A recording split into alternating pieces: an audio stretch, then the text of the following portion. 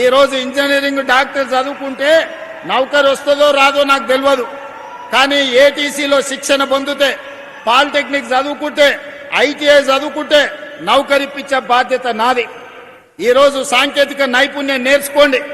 ఇవాళ మీరు చూడండి, ఇంజనీరింగ్ చదువుకున్న పిల్లగాడు ఇంటికి వస్తుండు, మంచి డ్రైవరో, ప్లంబరో, ఎలక్ట్రీషియనో, ఏసీఓ, లేకపోతే ఇంటీరియర్ డెకరేటర్సో మంచి పని నేర్చుకున్నానికి అంతెందుకు మా అక్కలు బ్యూటీ పార్లర్లో కూడా ఈరోజు పని నేర్చుకుంటే బ్రహ్మాండంగా నెలకు 40-50 వేలు సంపాదించుకుంటారు.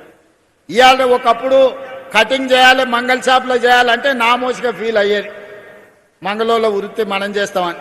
ఇవాళ జూబ్లీస్ బంజార్లో చూస్తే పెద్ద పెద్ద రెడ్లు, పెద్ద పెద్ద కమ్మోళ్ళు, తుమ్మల నాగేశ్వరరావు గారి చుట్టాలు, మా చుట్టాలు అందరూ కూడా బ్యూటీ పార్లర్లు పెట్టుకొని పెద్ద పెద్ద మంగళ షాపులు నడుపుతున్నారు. కాలం మారింది, కాలం మారింది కాబట్టి పని నేర్చుకోవాలి. ఒకప్పుడు చెప్పులు కుట్టడం నామోసి, ఈరోజు లెదర్ టెక్నాలజీలో ఫ్యాషన్ డిజైన్స్ వచ్చినాయి. ఒకప్పుడు ఊర్లలో టైలరింగ్ చేయాలంటే ఎవరు టైలర్ చేస్తాడా అనేటోళ్ళు, బతకలేనోడు టైలరింగ్ చేస్తాడని. ఇవాళ ఫ్యాషన్ డిజైన్స్ అని పెళ్లి అయితే మన అదేంది లగ్గపత్రిక రాసుకొని పోతే వాడు 10 లక్షలు తీసుకుంటుంది ఒక డ్రెస్కు. ఎందుకు వస్తున్నాయి? పని నేర్చుకుంటూ వస్తున్నాయి. శిక్షణ కావాలి, దానికి చదువు అక్కర్లేదు. దానికి చదువు తక్కువ ఉన్నా పని నేర్చుకునే తెలివి ఉంటే ఈ రోజు ఈ పనులల్లా నెల తిరుగుతే ₹1,00,000 సంపాదించుకునే అవకాశం వచ్చింది.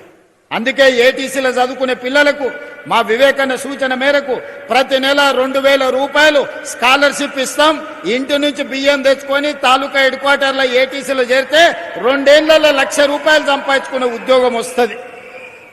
అందుకే మా పిల్లలకి ఈరోజు నేను సూచన చేస్తున్న యువకులకు, కాళ్ళ మీద నిలదొక్కోండి, మీ తెలివితేటల్ని ప్రదర్శించండి.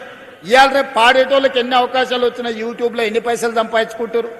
ఈరోజు టాలెంట్ ఉంటే ప్రపంచం మీ ముందు తల వంచి నిలబడుతుంది.